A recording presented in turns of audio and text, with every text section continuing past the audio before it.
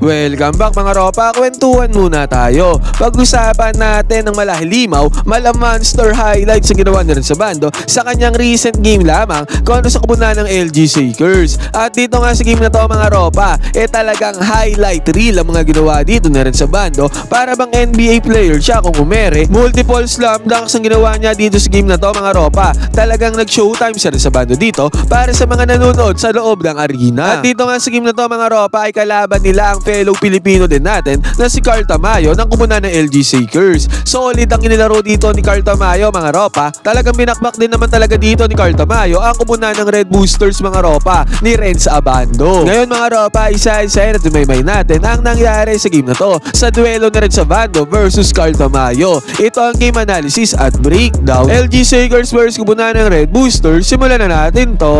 Okay game. Currently nga mga ropa, number 1 ang kumunan ng LG Shakers sa buong KBL mga ropa, samantala pangalawa naman ang Red Boosters ni Renz Abando. Ibig sabihin mga ropa, 1 at 2 maglalaban. Talagang maganda to, magiging bakbakan na to. At ang dalawang fellow Filipino players natin mga ropa ay kasama sa first 5 ng game na to mga ropa, Renz Abando at Carl Tamayo. At dito sa unang possession dito ng kumunan ng LG Shakers, pinaramdam kaagad dito ni Renz Abando ang kanyang presensya sa may depensa. Na-block at nahabol niya dito yung 3-point attempt ng teammate ni Carl Tamayo mga ropa, at dahil dyan na outside ang bola. Good defense kaagad dito na pinakita ni Renz Abando. Yun nga lang mga ropa, sa possession dito nila Renz Abando, nag-turnover naman dito si Renz. Naagawan din siya dito ng kumunan ng LG Shakers. At sa turnover niyan mga ropa, dito sa may fast break, ang gandang basa pa ang ginawa ng kumunan ng LG Shakers doon sa may ilalim para magkaroon ng easy 2 points basket is good. And then after pa nito mga ropa, ang gandang bigayan pa ang binigay dito ng kumunan ng LG Shakers. Open na open sila doon sa may ilalim, easy 2 points ulit yan mga ropa, basket is good.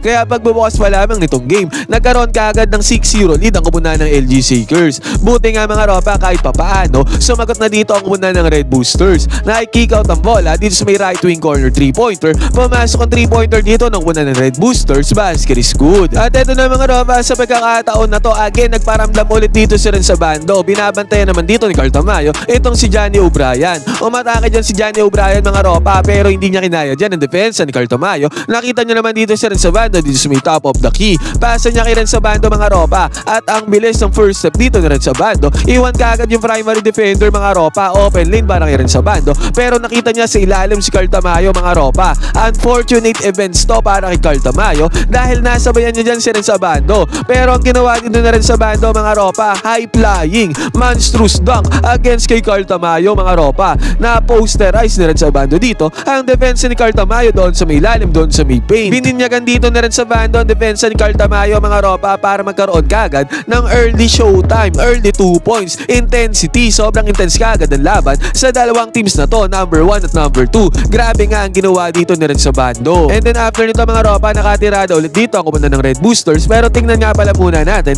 ang defense ang ginagamit dito ng kumunan ng LG Shakers. Naka-zone defense sila dyan mga ropa. Naka-kick out ang bola dito sa may 3-point area, enough space, enough separation, 3-pointer kagad na napundar dyan ang kumunan ng Red Boosters, basket is good. Nagbigay naman ng help defense dito ang kumunan ng LG Shakers mga ropa, double team yan. At nice swing ang bola dito sa may perimeter, sa may mid-range. Close out naman nagagagaran dyan ito si Carl Tamayo. Yun nga lang mga ropa, huli na ang lahat. Nagkaroon na ng perimeter jumper dyan ang kumunan ng Red Boosters mga ropa, basket is good, easy money. And then after pa nito mga ropa, si Johnny O'Brien naman na nagkaroon ng mid-range jumper dyan, basket is good din para kay Johnny O'Brien. At ang malupit dito mga ropa, heto na, kauna-una ang puntos ni Carl Tamayo. Tignan muna natin ang defense ang ginamit dito ng kumunan ng Red Boosters. Nakaman-to-man defense sila dito against sa kumunan ng LG Shakers, kaya kitang-kita natin dito mga ropa, 1-on-1 lang doon sa may ilalim. Binakbak na kaagad ni Carl Tamayo ang depensa dyan, at 2 small mga ropa, easy lang kay Carl Tamayo na nakakuha siya dyan ng easy 2 points, basket is good. And then after pa nito mga ropa, sabi ko nga sa inyo, man-to-man defense na nilalaro dito ng kumunan ng Red Boosters, kaya may isang pagkakamali lang ng isang player sa depensa, talaga makakaskor ang kalaban. At ang nagkamali dito mga ropa ay itong si Johnny O'Brien dito sa may ibabaw. Naiwanan siya ng primary na binabantayan niya. Ang gandang cut mga ropa, at ang gandang pass din naman ang ginawa dito ni Carl Tamayo na nagresulta sa easy 2 points sa kumunan ng LG Shakers, basket is good. At sa senaryo na to mga ropa, dahil mahigpitan nga ang laban, nagman-to-man defense na dito ang kumunan ng LG Shakers. Binabantayan naman dito ni Carl Tamayo ito si Johnny O'Brien, at ang nangyari dito mga ropa, kumat si Renz Abando doon sa may left side baseline. Na-attract dito ni Renz Abando yung primary defender dito ng kanyang teammate mga ropa. Akala dyan papasahan si Renz Abando, kaya nagbigay sila ng double team, pero yun pala ang teammate na Renz Abando dito sa may left wing 3-pointer ang papasahan dyan. Tendency out yan mga ropa. Enough space, open na open. Basket is good kaagad para sa kubunan ng Red Boosters. At sa pagkakataon na to mga ropa, inatake naman ni Johnny O'Brien ang one-on-one defense dito ni Carl Tamayo. At mas ang ibabaw dyan, opensa ni Johnny O'Brien. At ganun din naman ang ginawa dito ng kubunan ng LGC Eagles mga ropa. Umatake din sila doon sa may ilalim, doon sa may paint sa one-on-one defense. Easy 2 points din na nagawa dito ng kubunan ng LGC Eagles. At ito na mga ropa, sa scenario na to, nagkabigayan na ng screen dito sa may ibabaw.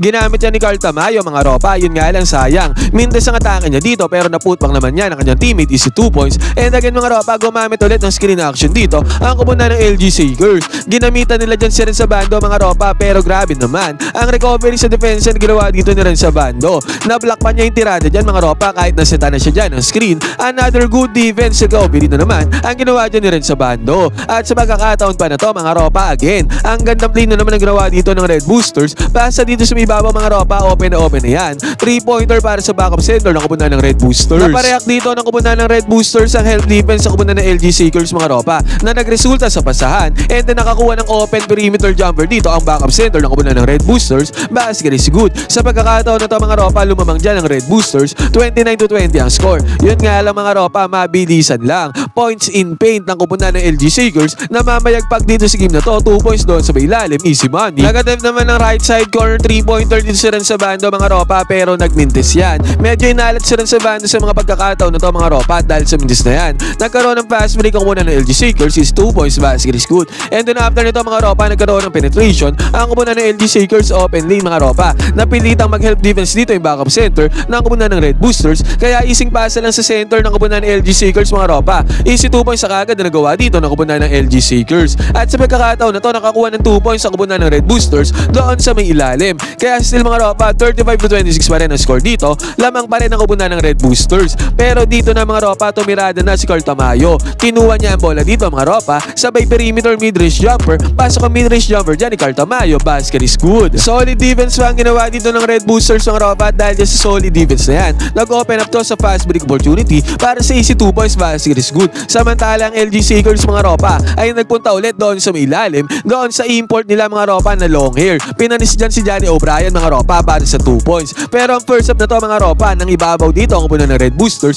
40-30 ang score mga ropa, lamang sila ng 10 points. After nga na slam dunk na rin sa Bando doon sa may first quarter mga ropa, naging tahimik na siya sa opensa. Pagbubukas naman ng third quarter dito sa may second up mga ropa, dalawang magkasunod 3-pointers kagad ang binanatan dito ng kubunan ng LGC Eagles at parehas pumasukin para sa kubunan ng Seekers mga ropa. And then after nito, nakakuha din sila ng dalawang magkasunod na fast breaks mga ropa, at yung mga fast breaks na yan mga ropa ay na-convert into points ng kubunan ng LGC Eagles. Basket is good. At dahil dyan mga ropa, sa isang iglap naging 43-40 ang score. Tapyas ang kalamangan dito ng kubunan ng Red Boosters. Pero sa pagkakataon na to mga ropa, heto, nagparamdam ulit si Renzo Bando. Gumamit sila ng split action play dito mga ropa. Solid screen ang ginawa dito ni Johnny O'Brien. At Renzo Bando papunta doon sa may ring mga ropa, ang gandang pass din naman ang ginawa ng teammate dito ni Renzo Bando mga ropa. Kaya easy 2 points slam dunk, showtime na naman ang ginawa dito ni Renzo Bando. Nakakuha na siya dyan ng puntos, nakakuha pa siya ng highlight reels, and then after nito mga ropa, nakakuha pa ng screen action ang kubunan ng Red Booster dito sa may ibabaw.